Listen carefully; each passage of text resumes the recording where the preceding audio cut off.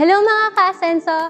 Halina't matuto tungkol sa tamang paghawak ng pera, tamang pag-iipon, tamang paggastos, at kung paano pa mapapalago ang inyong mga pera.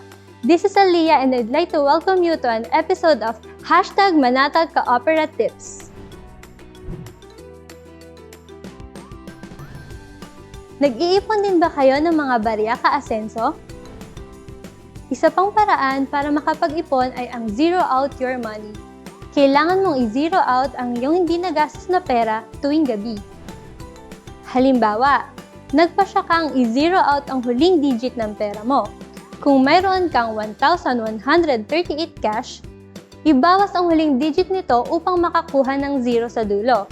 1,138 less 8 pesos equals 1,130.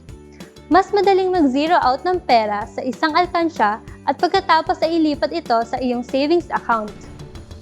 Maaari ka ring mag-zero out ng dalawang zero. 1,138 less 38 pesos equals 1,100. I-save mo na rin ang anumang natitirang pera bago ang araw ng sweldo. I-zero out ng isa pang beses sa katapusan ng buwan. Halimbawa, mayroon kang 300 cash at ang iyong naipon sa piggy bank. I-deposito mo na lang ito sa iyong savings account. Ito ang mga advantage nito. Alam mo kung magkano ang pera mo tuwing umaga at ito ay palaging round number.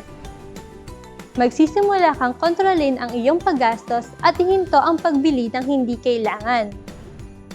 Pinakamalaga, talagang nakakapag-ipon ka ng pera. Once again, my name is Aliyah. Thank you for watching and I'll see you again on the next episode of #Manatag Cooperatives.